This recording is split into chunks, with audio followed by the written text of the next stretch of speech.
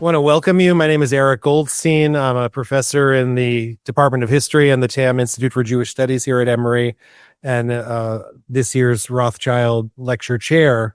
It's my pleasure to welcome you all here for the presentation by Professor Laura Leibman from Princeton University. Before I introduce our speaker, I want to, first of all, tell you a little bit about the Rothschild Lecture.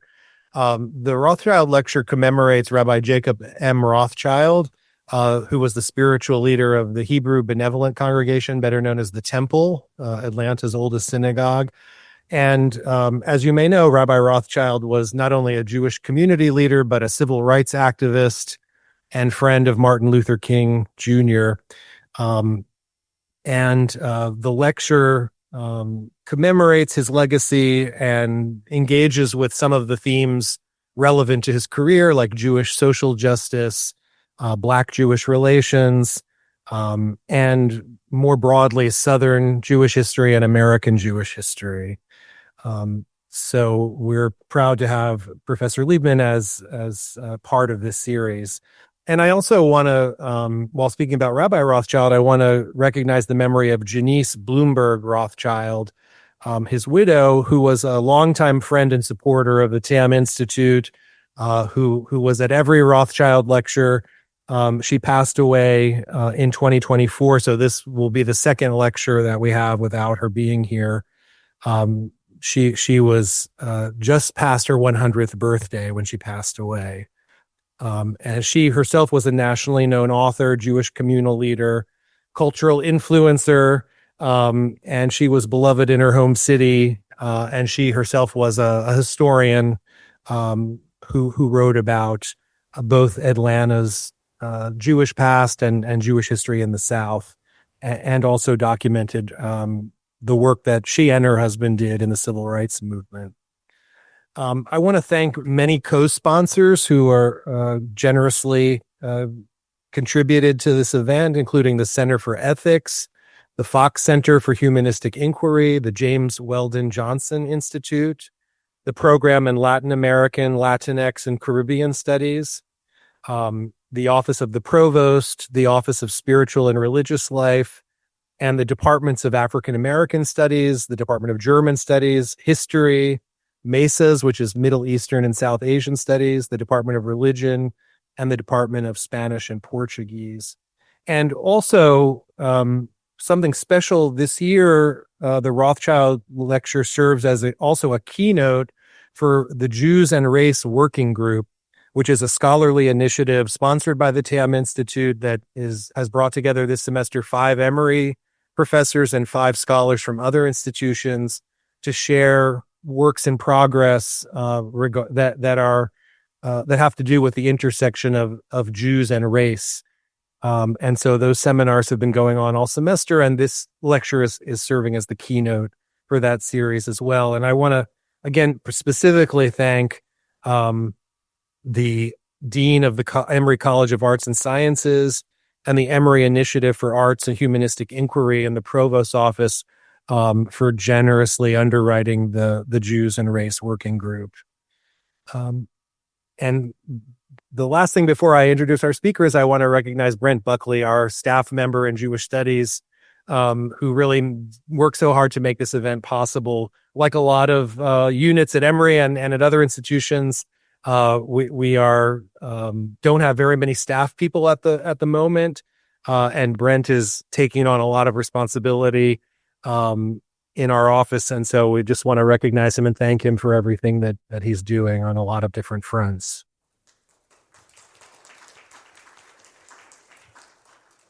All right, it's my pleasure to introduce Laura Arnold Leibman. She is the Leonard J. Milberg 53 Professor in American Jewish Studies at Princeton University. And her work focuses on religion and the daily lives of women and children in early America. And she uses everyday objects to help bring their stories back to life. She is the author of The Art of the Jewish Family, A History of Women in Early New York in 5 Objects, published in 2020, which won 3 National Jewish Book Awards. And her earlier book, Messianism, Secrecy, and Mysticism, A New Interpretation of Early American Jewish Life, published in 2012, won a Jordan Schnitzer Book Award from the Association for Jewish Studies and a National Jewish Book Award. And her most recent monograph, Once We Were Slaves, which is the book on which tonight's lecture is based, was published in 2021. And it was a finalist for the National Jewish Book Award and the Saul Weiner Book Prize of the American Jewish Historical Society.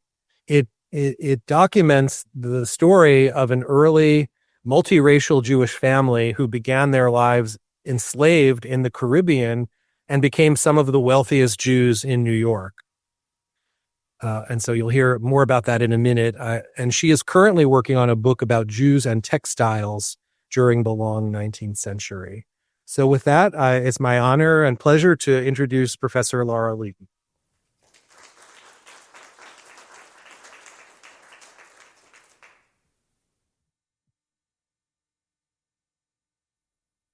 I need to move that down. I'm a lot shorter than Eric is. Thank you so much for coming tonight. The subject of my talk is it's not moving forward. There we go.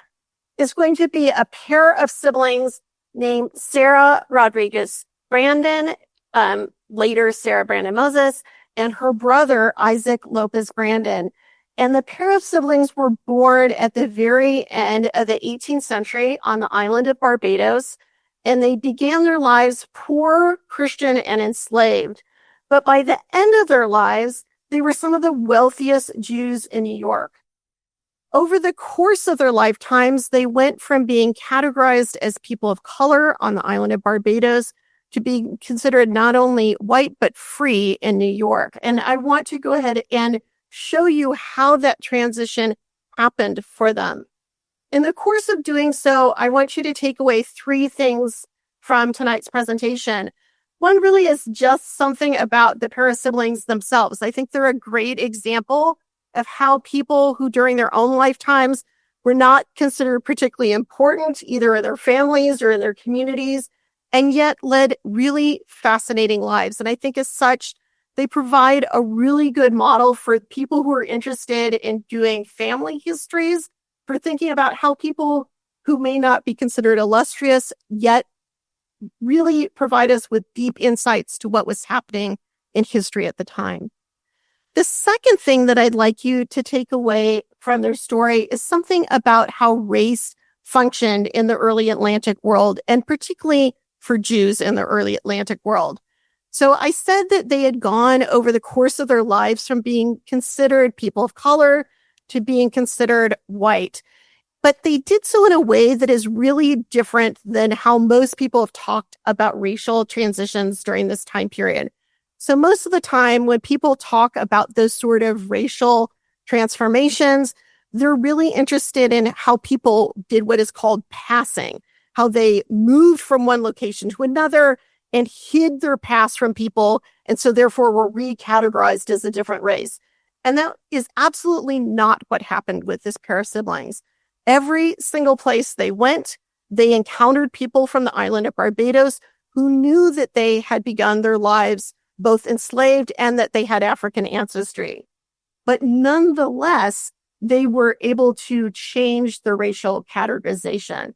And that really has a lot to do with the differences in how race was understood during this time period, as well as the fact that they had some very wealthy relatives and that they were racially ambiguous. So definitely not something that was available to everybody. But as we're going to see, as they move from place to place, race was understood quite differently in those locations. And they were able to make that transition because of those different understandings of race. The third thing that I would love you to take away from tonight really has something to do with the larger history of multiracial Jews in the United States and across the Americas. For a lot of historians, people have talked about multiracial Jews as something that's been a fairly recent phenomenon, something that's happened maybe after the 1970s. And the Brandons are a great example of how that's really part of a much longer history in the Americas. And as you're going to see, they're not alone. There is many people in the communities that they lived in who also had similar paths and also had African ancestry or other ethnic ancestries. So I really hope that through the course of tonight, again, you'll take away this idea. People who weren't illustrious can be fascinating. Second, something about how race functioned differently. And third, that longer history of multiracial Jews. So with that, let's go ahead and go forward to the southeastern part of the Caribbean, to the island of Barbados, where the siblings were born at the end of the 18th century. So the siblings were born to a father named Abraham Rodrigues Brandon, who by the end of his life had become the wealthiest Jew on the island of Barbados. But their mother had a very different history. Her last name was Lopez most of the time, but she was not born as a genetic member of the Lopez family, which was another Sephardic family on the island, but was rather born enslaved to the Lopez family. So while their father had a lot of privilege, their mother did not. Because their mother was born enslaved, they were also born enslaved on the island. While their father owned a number of labor camps or plantations on the western side of the island, the siblings were not born on a plantation. They were instead born in the main port town of Bridgetown on the southern part of the island.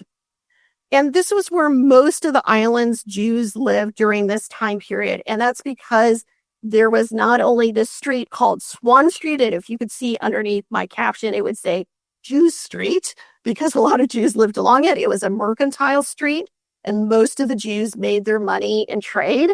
But it was also very near the island's main synagogue, the Nida Israel Synagogue. And in fact, at various points in his lifetime, their father was the Parnas, or president of that congregation.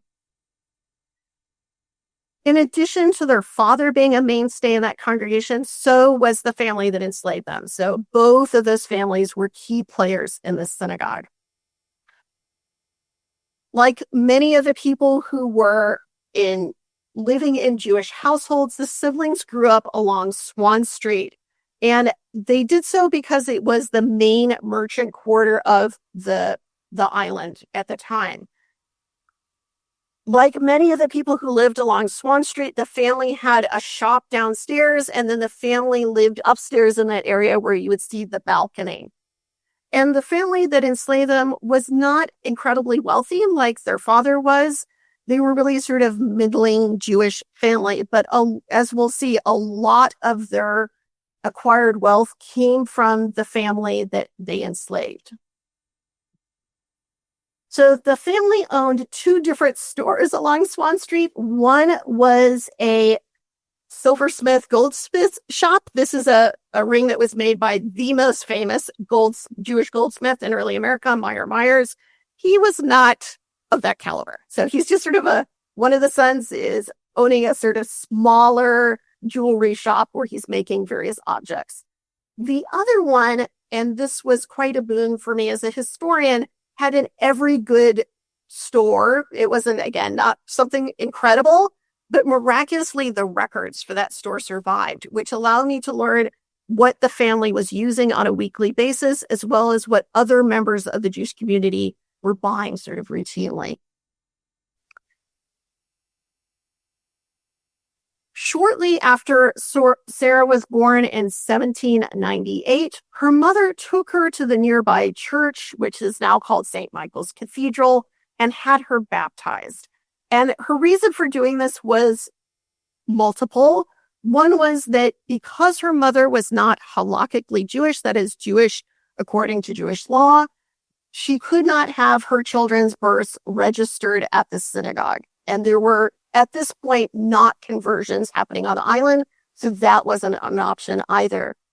But the other reason why her mother took her to the cathedral to have her, at the time church, to have her daughter baptized, was that it provided her daughter a kind of protection that the mother, grandmother, and great-grandmother did not have on the island. So by being baptized, she made it so that her daughter one day could have a church wedding, which would provide her a certain amount of security against the white men in the community. So really something that was very powerful that she could offer her daughter. And this was very new for this moment in time, that Sarah's older brother, Isaac, that you saw the portrait of, was not baptized because the Anglican Church was just starting to allow enslaved people to be baptized. And because of having her be baptized, Sarah's entered into the record books of St. Michael's Church. But the downside of having her daughter have that security was by having her birth registered and her baptism registered, that she also had her race inscribed in the island's record books. And had Sarah stayed on the island, she never would have been able to change that racial categorization. That Barbados at the time had something very similar to what in the United States we'd later call the one-drop rule. That is, anybody who had any African ancestry was always considered a person of color. So both ups and downs to that moment of having her daughter's birth registered. And if you go to the church today, there's still the baptismal font where Sarah was baptized. So after Sarah gets baptized, she returns back to the household along Swan Street, where she's living the first years of her life.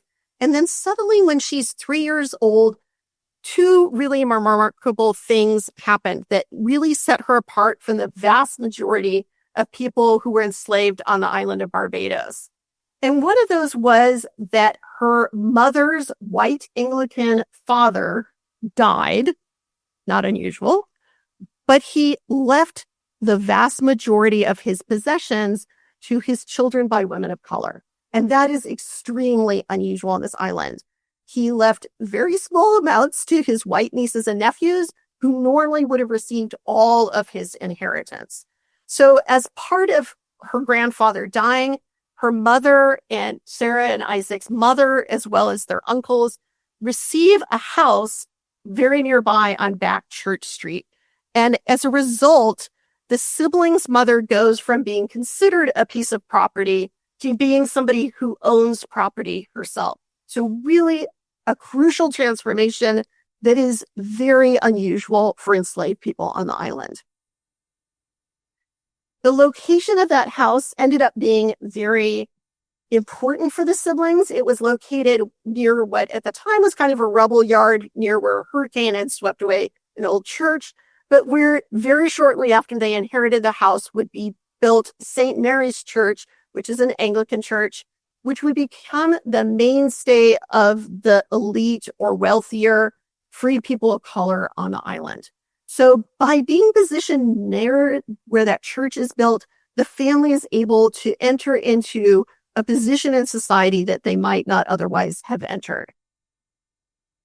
It was also, however, located near where the Methodist church would be built, and which I assume will be more poignant on campus, since this is also originally a Methodist institution.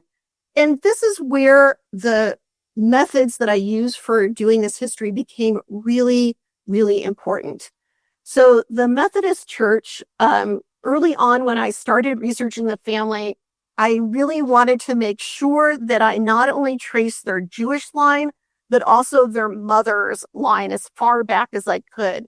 And that ended off paying off dramatically, because one of their uncles married the most famous woman on the early history of Barbados. So their aunt, who at the time was known as Anne Jordan or Anne Jordan Gill, later Sarah Ann Gill, is the first female national hero of Barbados, which, needless to say, I didn't know when I started researching them. So that, for me, was a really monumental moment. She is lionized on the island because she used the Methodist Church in order to agitate for civil rights on behalf of both free and enslaved people of color. And for me, that was important, not just because she's a national hero, but because her nephew, Isaac Lopez Brandon, who you saw the miniature of at the beginning, would also become very involved in the civil rights movements on the island. And it does suggest that he is very influenced by what's going on at his mother's side of the family, particularly their political roles on the island.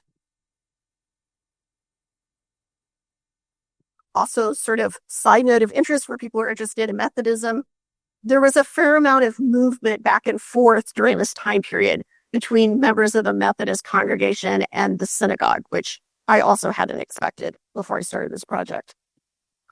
So just to step back for a second to give you an overview of what we've covered so far, because we've covered a lot of people, here's their father, Abraham Rodrigues Brannon.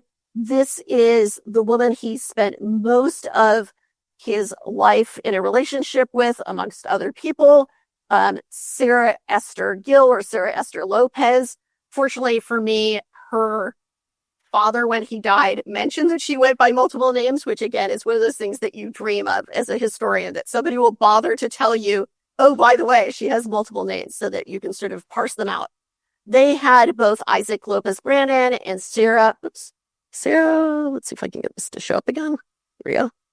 Easier to do it this way. Let me do it this way. This is going to be bigger for you. So Sarah Brannon, they also had two other daughters that were born, but appear to have died as children. And then here we have their mother's three brothers, one of whom married Anne Jordan, who becomes Anne Jordan Gill, that first female national hero of Barbados. This is that white Anglican man who died and left them the house. And he had several different relationships with women of color. So I was able to find out the siblings, not only the mother's immediate relatives, but also her mother. So the siblings' grandmother, Jemima Lopez, who was also enslaved to the Lopez family, as well as their great-grandmother, who was named Deborah Lopez, who eventually is willed to the children, not as somebody to work for them, but as somebody for them to protect in her old age. So by enslaving that woman, Deborah Lopez, I think really important that the Lopez family, not a wealthy family, end up having not just her, but her daughter, all of her daughter's children, and all of their great-grandchildren enslaved to that one particular family. So again, in a really important way in which that family was building their wealth.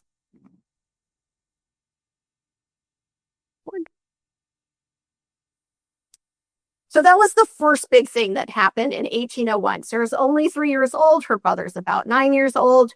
And they're left this house, which allows them the social mobility that normally is not available to enslaved people. The second really important thing is that their father pays off the Lopez family, as well as paying money into the Anglican Church to have his two children who survived freed. And again, this just radically sets them apart from the vast majority of enslaved people on the island. So to give you a sense of how different their lives would have been had they not been freed by their father, by the time that general emancipation happens on the island, first step is in 1834, when there's an apprenticeship system set up, and then completely free in 1838. Sarah would have already been dead by that point. So not only would she have spent her entire life enslaved, but any children she would have had would have also been enslaved.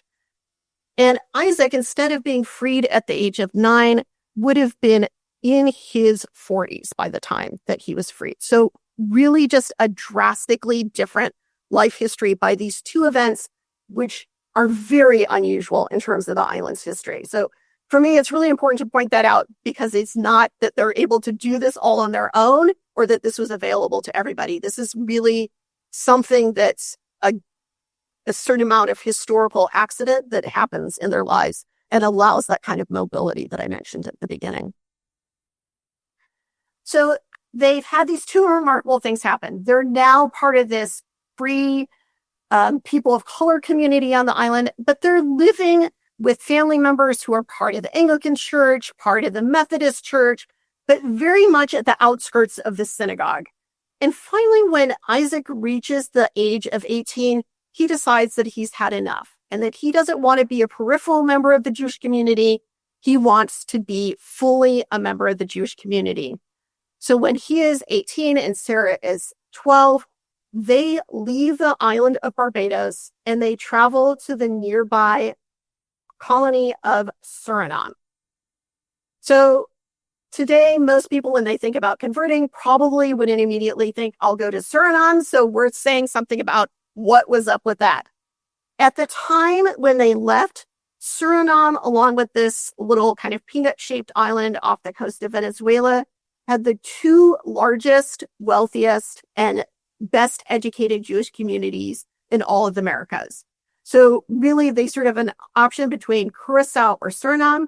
And of those two, Suriname, at the time when the siblings arrive on the boat, taking them over to that colony, had the most diverse Jewish community in all of the Americas. And one might argue probably would still be the most diverse Jewish community today if it were in existence in the same sort of format. When they arrive, at least half of the Jewish community had at least one African ancestor.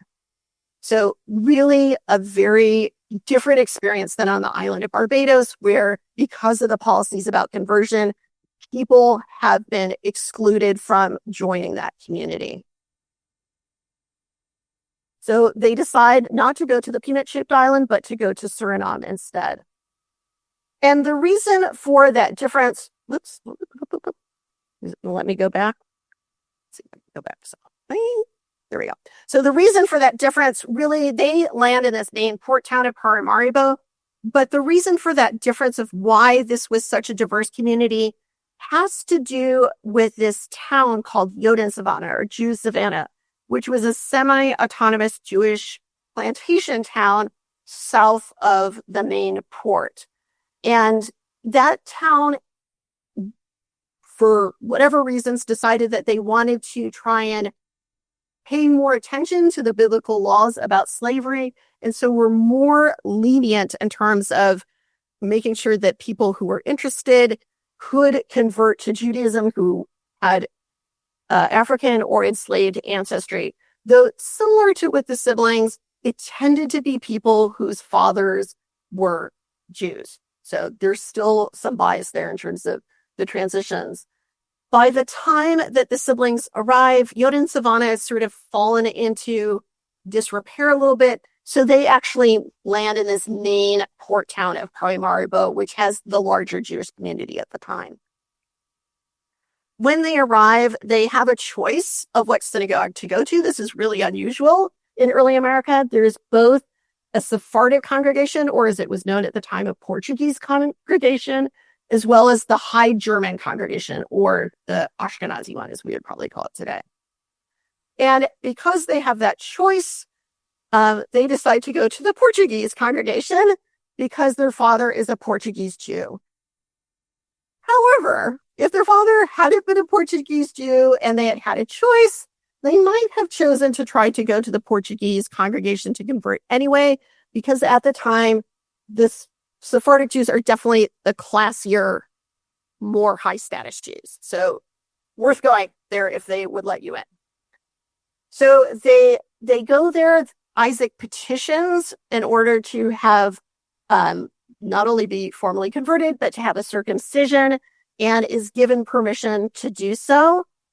Some of you may have seen the interior of this synagogue before. If you've been to Jerusalem, the interior of the congregation was rented out to the Israel Museum in order to pay for redoing the roof on a synagogue we're going to see in a moment. So at this point, the congregations have re-merged together. But if you've seen this in the museum, that's why. After Isaac is given permission and he's had a circumcision, they went to a little building behind the synagogue that's on the synagogue complex, which was later used as the Kiddush Hall. And there is a trap door that they could pull up, and they would have gone down these steps one at a time and gone into what at that time would have been filled with water and was the ritual bath. And they would have gone down the steps, not Jewish, and come back out now fully Jewish and part of the Jewish community. Sometimes people ask me, was that a good conversion? And I think, again, that speaks a little bit to how geography has changed from that time period to now. This was again, a really important Jewish community, quite large. This was a good conversion that people accepted in the main European towns at the time, unlike if you had converted in either New York or Philadelphia, which you often had to reconvert when you got to London. So yes, a good conversion. Around the corner from this congregation was another building. This is the one that they were able to redo the roof on when they sold off the interior for 100 years to the museum in Jerusalem. And this congregation would have been another option where they could have converted. This is now, at the time, the High German or Ashkenazi congregation.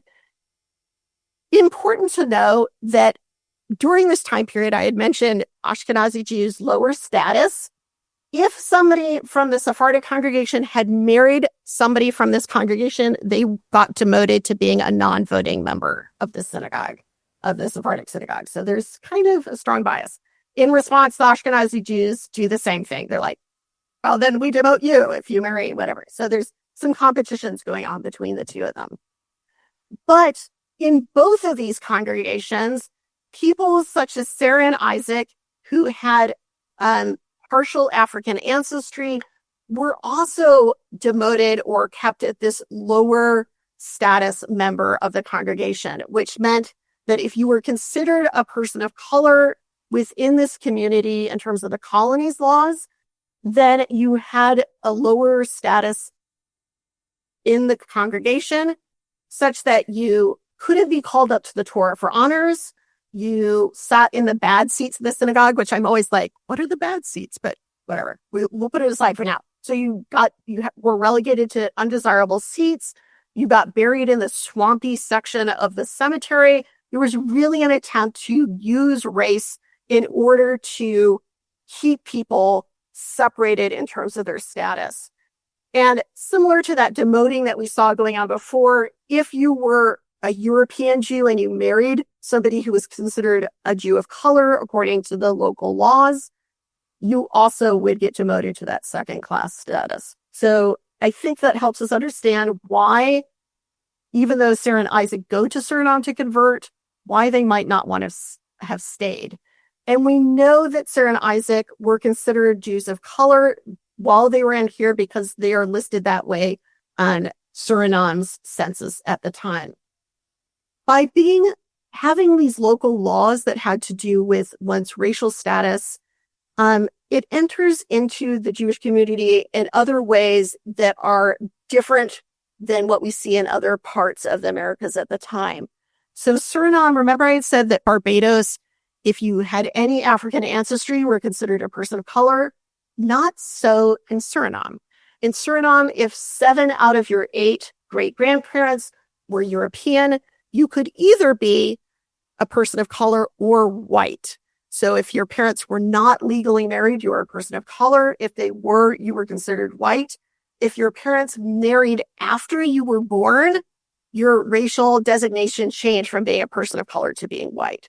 So as a result of that, the Jews in Suriname started to mark their marriage contracts if somebody was legally in the island's laws a person of color, and started writing it into the contracts. And again, totally not part of Jewish law and not something we see anywhere else, really just as part of the legacy of what's going on with how race is being understood in Suriname.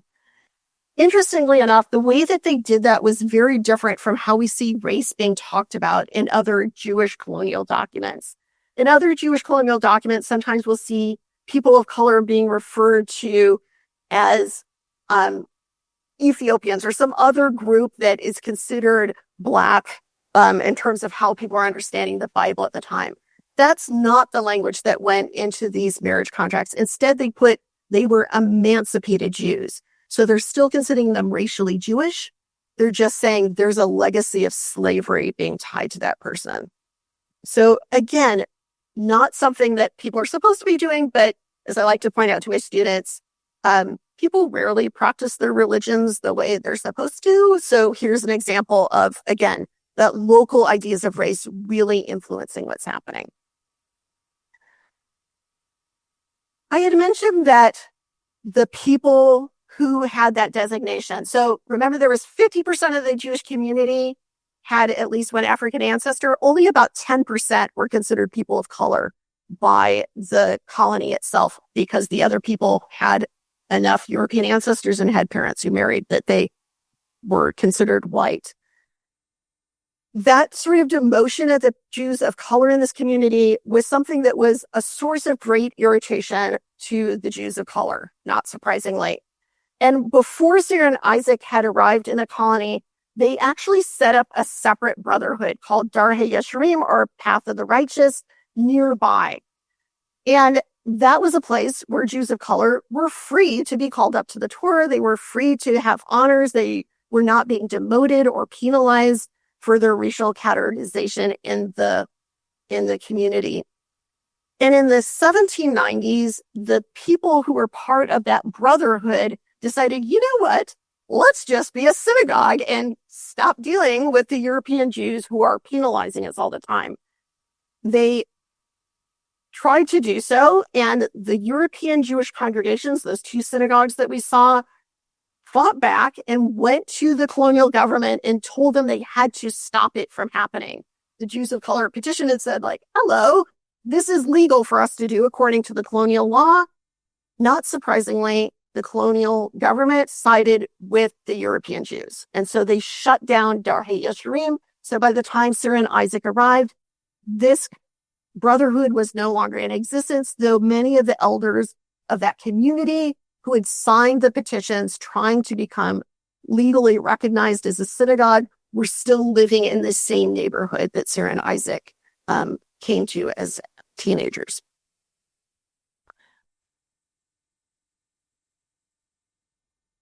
So again, I think that moment of, okay, you can convert, but you can't be fully a member of this community, helps us understand why shortly after converting, Sarah and Isaac decide, Suriname, not where I want to stay for the rest of my life, and they end up leaving. And Isaac decides to go back to Barbados, where he gets involved in those civil rights disputes that I was talking about before. And I'm happy to talk more about that in the question and answer. It's something I talk a fair amount about in the book.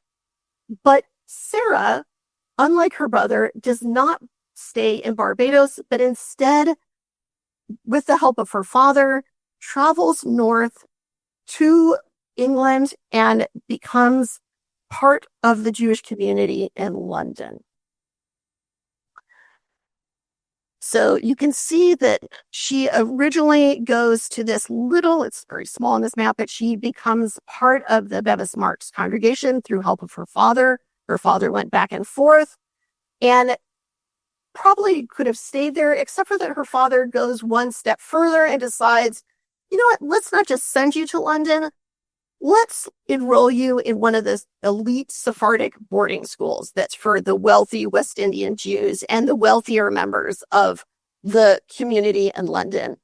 So this is a place that I think is just as important for Sarah in terms of becoming part of that wealthy Sephardic world that her father is helping her enter, as much as her conversion. Is a place where instead of being somebody who is a servant, she's learning to manage a household of servants.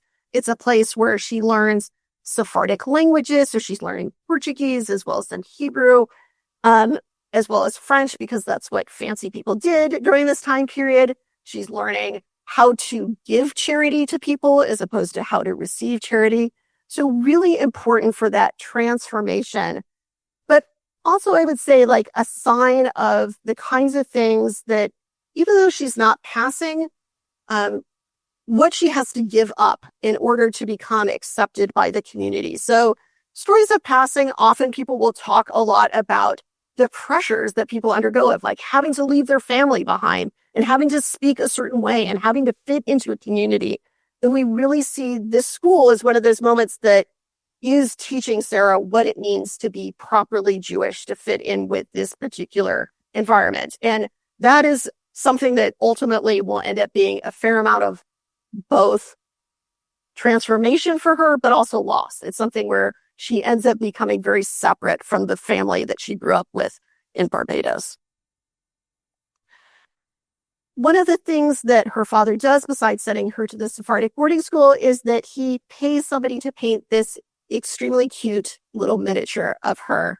And these miniatures are very small. They're about 2¼ inches tall, and they're made out of ivory. And there's something that Jews often, and other people from this time period, would use to exchange either sometimes right after a marriage, you would get your portrait painted for the couple, but sometimes they were done before the marriage was, because Jews lived in all these far-flung ports. So if I had a really cute daughter and I wanted to marry her off to somebody in another port, it might be difficult to send her all that way. I might just send the miniature and say, like, are you interested? So definitely something that was part of brokering the marriages. And for Sarah, I think also really important to think about the way in which that miniature is presenting her in terms of the racial categorizations of London and later New York at the time. So those miniatures are painted on ivory, and they would cut it very thin and then use an iron so that the sort of glowing whiteness of the ivory would come through. And so there's really a way in which these miniatures are part of this world in which whiteness is being associated with a certain class standing. And we can see in this close-up of Isaac's miniature how they've left unpainted vast quantities of his ivory in order to draw out that radiance of his skin and emphasize his sort of aligning with lightness. We can really see how race is entering into the kind of ways people are being depicted in these miniatures by comparing Sarah's miniature to those of some of the other multiracial women from the towns that she lived in. So this is a woman of about the exact same age who was also in Suriname, who's multiracial. And then this is a woman who began her life in Haiti, but ends up moving to New York, and her husband's the fanciest hairdresser in New York for a while. She also has a fair amount of money. But if you look closely at both of them, you'll notice something in particular about the way the artist has depicted their skin tone. And that is they look weirdly scratchy. And that is a sign of the miniature makers doing something which, if you read any manuals about how to make miniatures from this time period, they say, do not do the paint this way. So there are two ways of getting the paint to stick to the ivory. One is to do this hatching, which is creating this sort of scratchy look on the people. And another is doing stippling, which is creating these little teeny dots to keep it to stay on the ivory. And they're very clear. When you're doing women's faces, you need to use the dot technique or they will look scratchy. So I really do think this is a moment where we can see the racial bias of these two miniature makers, of them saying something about their perceptions of what darker skin tones mean. And I would note, like, the skin tones are not that different than the other women from Suriname. This is really the intrusion of racial thought and race making into the miniatures themselves. So for whatever reason, Sarah's miniature does not have that, probably her father's intervention. And her miniature instead has much more of that using of the unpainted surfaces, again, that proper technique that they're supposed to use. So after her miniature is made, she goes back to Bevis Marks, and her miniature meets another miniature, and she meets a slightly older man, though not outrageously so, who is in town from New York. And his name is Joshua Moses. And the miniatures apparently like each other, and they get married. So in many ways, this marriage alliance has a lot to do with the father-in-laws as much as the two people who are getting married. Like Sarah, Joshua's father is an incredible businessman. He is one of the wealthiest Jews in New York. He owns huge swaths of what becomes Manhattan, as well as being an important trader. So he's very much securing a trading alliance by marrying, making sure that his son marries into the Rodrigues Brandon family. Like, Barbados is a place he'd like to trade with. This is a great moment. In addition, it's a good deal for Joshua Moses, not only because Sarah is super freaking cute, but because her father has made sure that she will make a good marriage by giving her a 10,000 pound dowry. So any Jane Austen fans in the room? So you may remember from Pride and Prejudice, Mr. Darcy gets 10,000 pounds a year. It's almost exactly the same time. You may have wondered, is that a lot of money? And the answer is yes, that is a huge amount of money. It's about $30 million worth of purchasing power. So through this marriage, he is getting a way bigger dowry than his father ever got and is becoming just incredibly well connected in terms of business going forward. It really is a great deal for Joshua. It's also a great deal for Joshua, however, because she in the Sephardic congregation has much higher status than he does. So when they get married, had they gone to Bevis Marks to get married about 10 years earlier, they would not have been allowed to get married at Bevis Marks, not because Sarah wasn't good enough, but because Joshua wasn't good enough, because he is one of those lower status Ashkenazi Jews. So he really is marrying into this sort of Sephardic legacy, and it's written in their marriage contract, this attention that she's a Portuguese Jew through her father. So really important that in many ways, this is a great deal for Joshua, and not a bad deal for her either, but I still feel like he got the best deal. Okay, so after they get married, they live very nearby Bevis Marks for the first 8 months or so, 7 months of their marriage. But then they decide they don't want to stay there. That they by being married in London as opposed to in Suriname, there is a mark on her marriage contract that she was a convert. And she has witnesses to her marriage that are from Barbados. It's not like it's a secret why she had converted, but they don't really have much family in London at the time. So they decide to go back across the ocean to New York, where his family lives in the lower part of Manhattan. So you can see let's go back a second. The little red house here is where his parents' house was. This is the early Sherith Israel Synagogue in New York. This is Sarah and Joshua's house. And then shortly after they get married, Isaac has the blow up with the synagogue in Barbados. So during his political agitation, working to try and get rights on behalf of the Jews of Barbados alongside his father, the Anglicans uncover, through the help of some of the Jews in the congregation, that Isaac has African ancestry. And the Anglicans tell the Barbadians in the Jewish community, we will give you the right to vote, but only if you make Joshua a lesser member of your congregation, because they don't want to have both Jews and people of color voting at the same time. There is a huge fight in the synagogue, and eventually they vote against Isaac. He decides to travel north, first to Philadelphia and then to New York, where he marries Joshua's sister. And so they become part of this larger family. Once coming here, his mother comes with him, and through the help of his in-laws, he becomes a voting member of Congregation Sherith Israel. So he manages to circumvent a lot of what's going on in the Caribbean in terms of the racial policies, as well as through the help of his in-laws, he manages to circumvent the U.S. racial laws because they testify on behalf of his naturalization. So it's a moment where he should not have been able to be naturalized as having partial African ancestry. His in-laws stand up for him, and he becomes a voting member of the United States. Super important to know, this is not because New York is some racial paradise during this time period. It is absolutely not.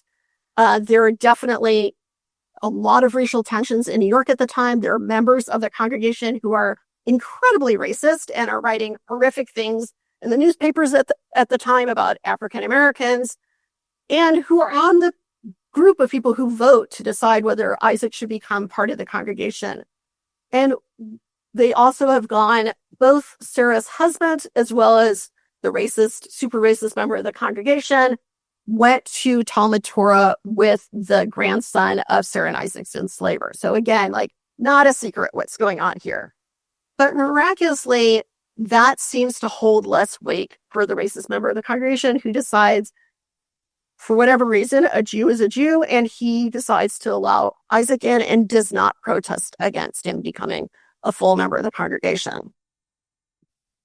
Even after Isaac becomes a full member of this congregation, he later in his life will go back to Barbados. And when he's in Barbados, he's still considered a gentleman of color in Barbados. So in his adult life, he will continue this sort of movement back and forth as he moves from place to place, depending on how race is understood in those locations. I'm going forward.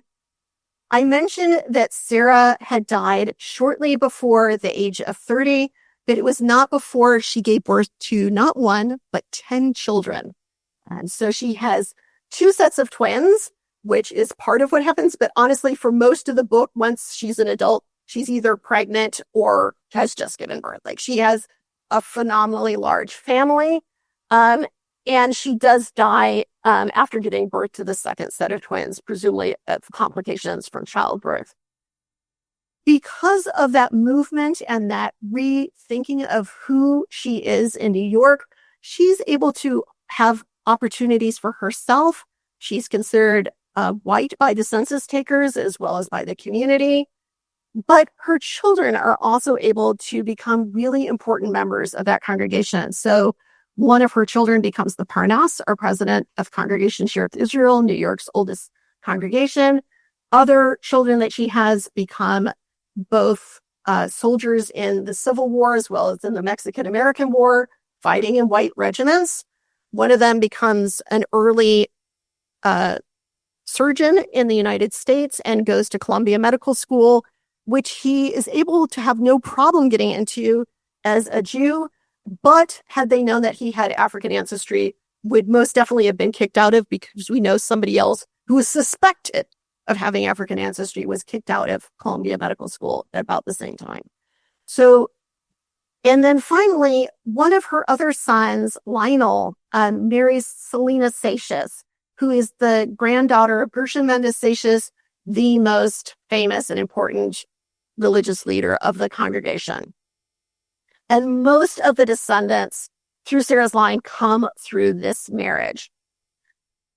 Because Sarah dies so young, the members of this part of her family lose that knowledge that they had been born enslaved. So when her granddaughter starts writing the genealogies, she can't figure out what's going on with her grandmother, of why there's no information about her grandmother, Sarah Lopez's genealogy. And she's like, who is she related to? What's going on here? And the answer is neither she nor any of the Jewish genealogists at the time can figure out how she's connected to the Lopez family, because that knowledge has dropped out of the family.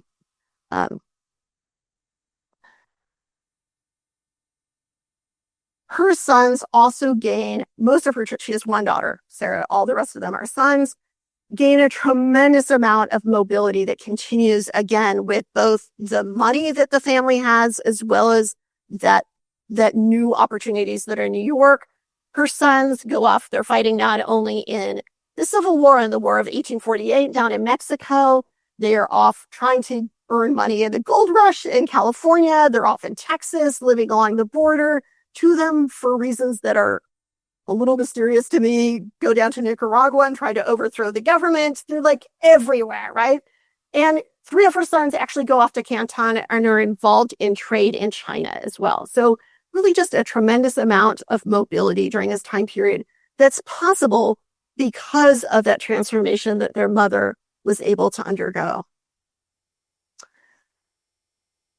I'm going to go ahead and stop there and see if you have any questions. But I hope that through this example, you're able to see something about those things. Again, people not considered important at the time, super interesting lives.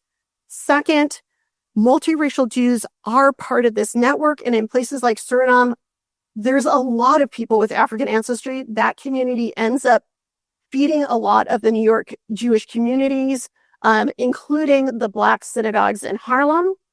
And in addition, that I hope this gives you a sense of that history of multiracial Jews in the United States is not something new, but is really part of that larger history of what's been going on in the Americas. Thank you.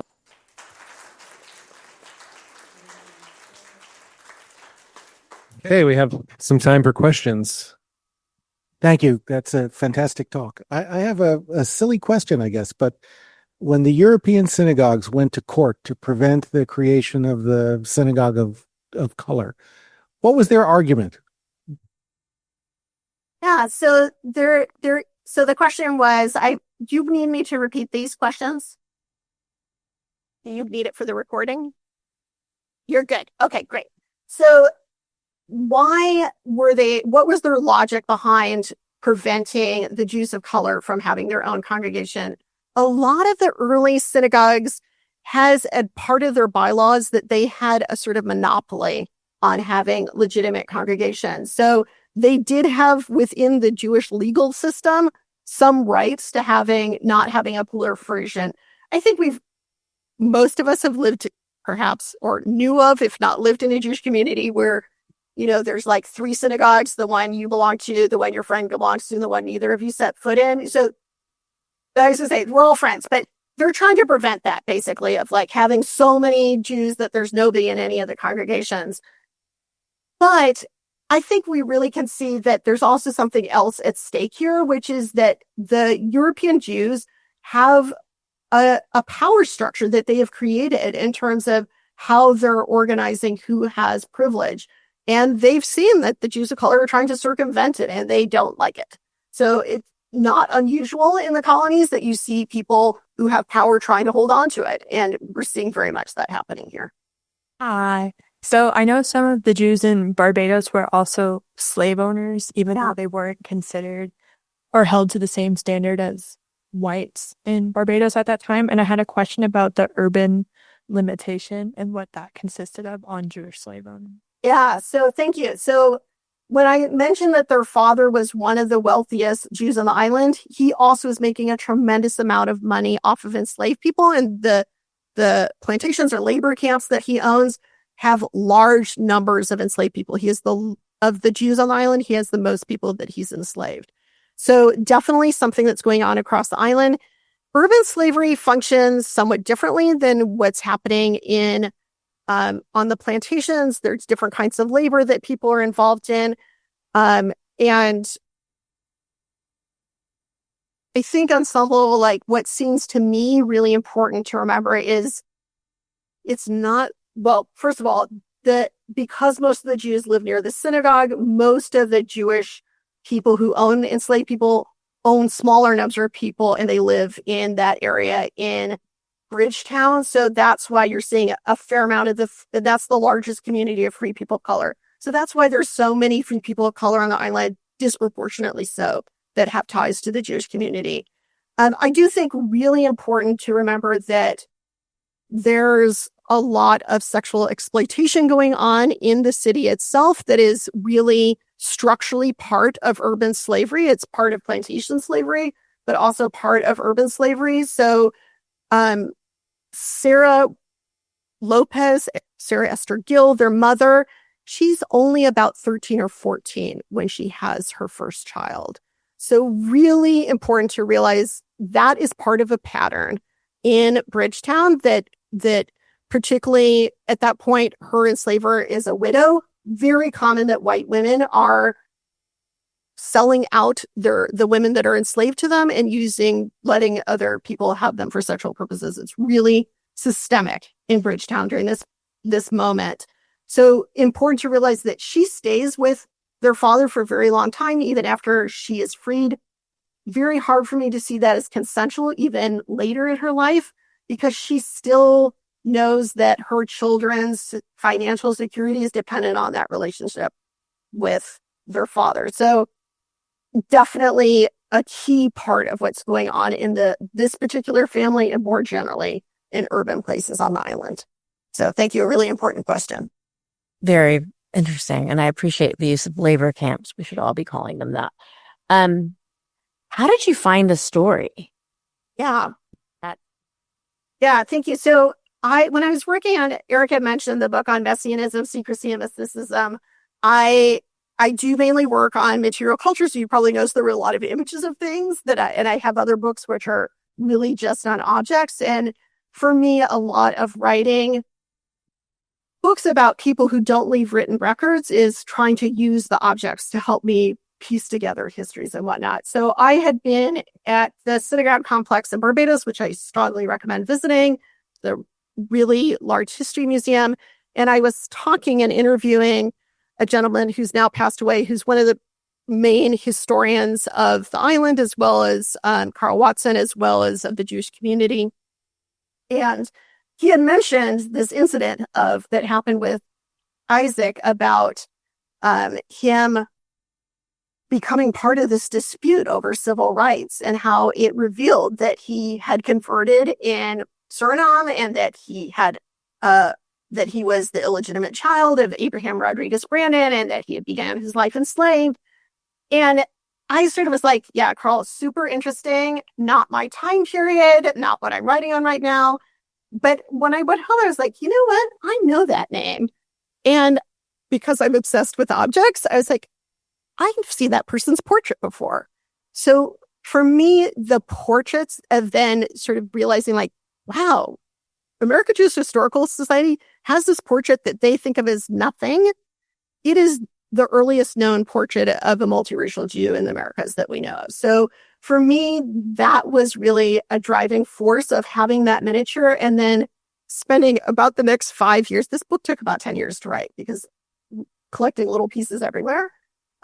For me, then trying to figure out whether that portrait that I knew with his sister, how I could prove that that was the same Sarah Brandon that I had seen had been manumitted by their father as a child. And again, it took about 5 years to find records far-flung around the world that would actually solidify that that was the case. So for me, students were asking me about this a little bit earlier, but I often start with objects, and in part because I'm interested in them, but I do feel like the miniatures are really, as a genre, I think people probably notice that their eyes are very big in them. I've seen people talk about, faux historians talk about, it's because everybody had tuberculosis and their eyes were huge. It's like, or hear me out, it's the genre of painting that they make the eyes really big because it's seen as an entryway into the soul, and they're really this very intimate kind of portrait. And in fact, we have miniatures that are only of eyes. Those were considered really sexy to send to somebody, like, I'm intimate with you, here's my eye. I do feel like we still feel some of that when we look at these miniatures, right? Like they feel like a personality and somebody that I'd like to know. And I often wonder, had I not had those miniatures, would I have kept with them for 10 years? And I don't know if I would have. Do you know what I mean? Like it was so difficult to find all the pieces of their story and put them together, that having those images that really were so compelling, and again, are designed to try and create this sense of personality, I think really made me stick with their story. A related question, all the photographs of the buildings of the synagogues in Barbados, I'm assuming you went. I'm curious, I don't know this for a fact, but I'm assuming there are very few Jews left in Barbados. So I'm wondering about how and if and how Jews figure into sort of national storytelling. Like, is this a story that is known and widespread? Is it something that's being revealed? And of the small number of Jews who might be there, is the story that they tell about themselves a multiracial story? Yeah, thank you. Super interesting question. So Jews very early on are pretty key to island history, not in positive ways, I would say, in terms of the legacy of the island. But Jews came with knowledge of how to grow and how to produce sugar cane. And that is a knowledge they took from being under the Portuguese. And then when they escaped from the Portuguese, they brought it to the British and to the Dutch colonies. So they really become a conduit. Then early on Barbados, there's a law enacted that Jews are not allowed to own enough slaves that they could run a sugar plantation. And so Jews shift into being merchants. And later that gets undone, hence why their father has enslaved so many people. But for early on, they're both a conduit for sugar, and so very important in island history, and then sort of cut out of it in terms of production.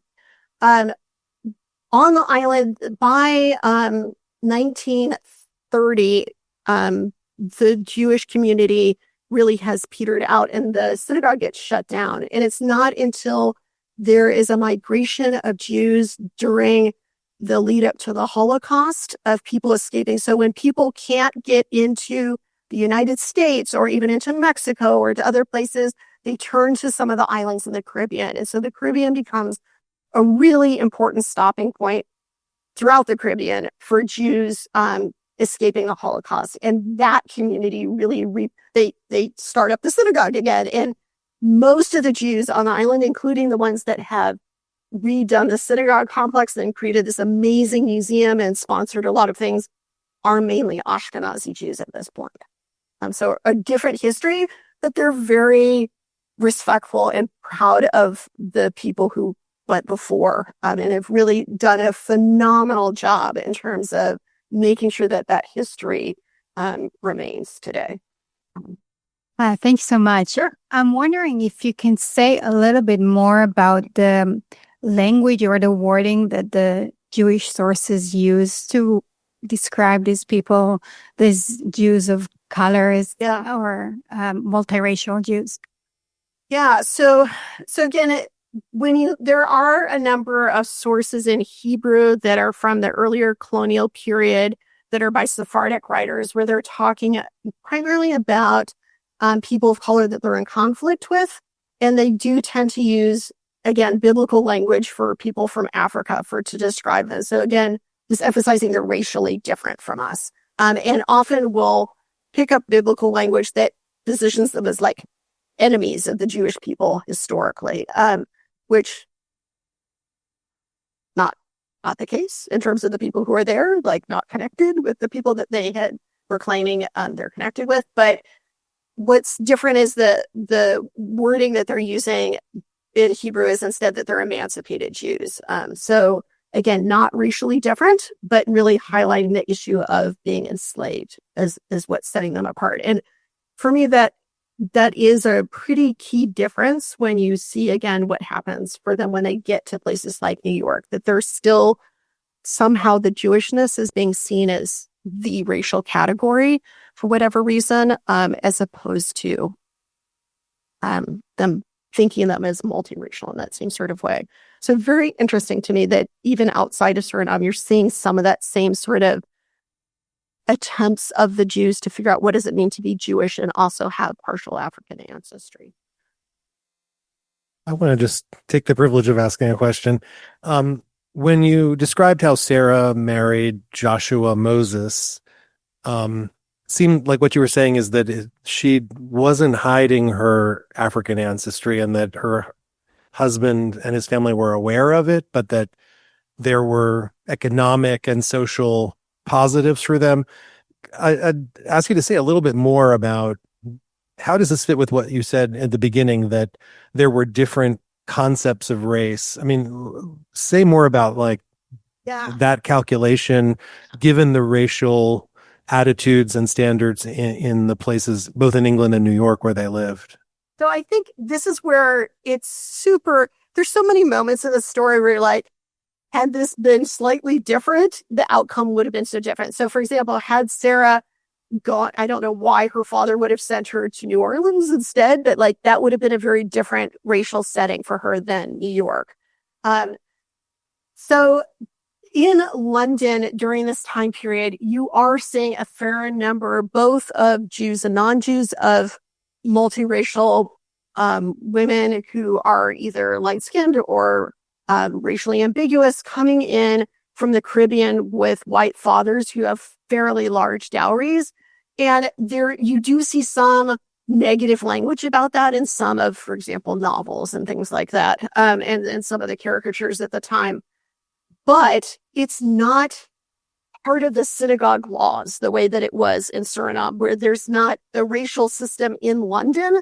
There's prejudice, but it's not codified in the laws in the same sort of ways. And it's not tied to marriage or to the religious status of the person. So a legal marriage at that time was a religious marriage in Suriname. So definitely by getting married in London, her marriage contract just looks different and has different language and has indicators that she's a person of color in implicitly in terms of her being a convert and where she's from and what it doesn't say, but doesn't explicitly mark her as being a person of color. And so that's just so different from what she would have experienced had she stayed in Suriname. And certainly, again, had she stayed in Barbados, she wouldn't have been able to have that transition. Hi, thank you so much for presenting. I was wondering if you found anything in your research that really shocked you, surprised you in any way? Well, I'll tell you something that surprised me. And so before I wrote this book, I had written a book that was the history of Jewish women in New York in 5 objects. And so I've been pretty used to thinking about women have things a lot worse than men do during this 100, which doesn't seem like a huge shocker, right? There's a lot of ways in which women lack some of the privileges that men have. What was really surprising to me when I started working on this family was, in many ways, Isaac had a much harder time than Sarah did. And I think for me, like parsing out, like, why is it that Isaac is constantly having these debates about his status and what's going on with him? And it's because exactly the reason that it sort of made me feel like, oh, women have it so much harder. There's a lot more at stake in Isaac being accepted as white than her being accepted as white, because it implies he might be able to vote. None of the women vote, so it doesn't really matter what their race is, right? So again, there's a way in which I think it's a good example of like why we should think about I know intersectionality is like a bad word some of the time now, but it's a good reason why we should be thinking about the multiple things that create identities for people, because again, the very fact that he has potentially access to power is what ends up being his downfall in Barbados, that he gets outed as having African ancestry by the poor Jews in the congregation, who go and tell the Anglicans this and say, like, you should not let the Jews vote because they won't be able to vote because they don't have enough money, and they don't want Isaac, who's a person of color, to have more power than them. So you really can see like race and class and gender all like are infringing upon people's identities. And it's not so simple as like women have it worse. I'm not saying she had an easy time. Again, she died before the age of 30. He lives a lot longer. She is constantly bearing children. She doesn't have the right to vote. That's not like, yay, I didn't have the right to vote, so they accepted me. But it is really important to think about how those variety of factors come together.